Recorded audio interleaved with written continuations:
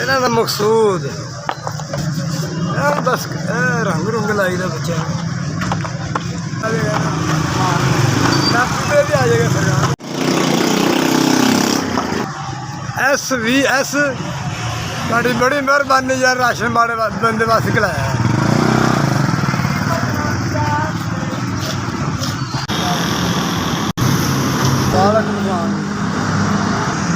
मजदूरी माड़ी मोटी करी है, रोजी बच्चों को पाली का दूध है।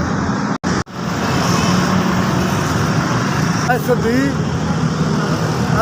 भला भला वे जिंदे बाजे रहो तो जल्दी रहे।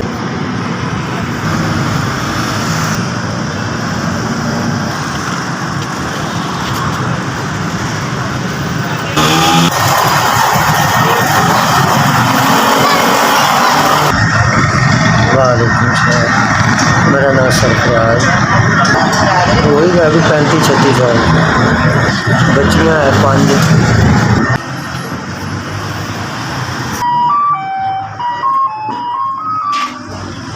SVS आपका बहुत शुक्रिया, मेरे थे राशन भी चाहे।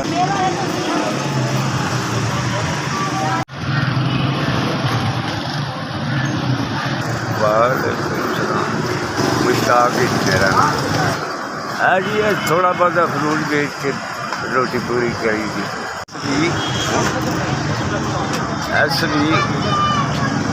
SVS तुसा माड़े बंदे नूं राशन पहुँचाया, आपका शुक्रिया।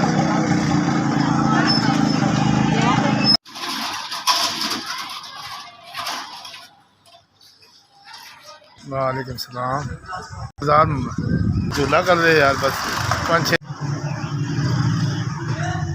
SVS तुसीं साडे माड़े बंदे नूं ख्याल कीता, सानूं राशन पहुँचाया, अल्लाह तुहानूं होर देवे बस।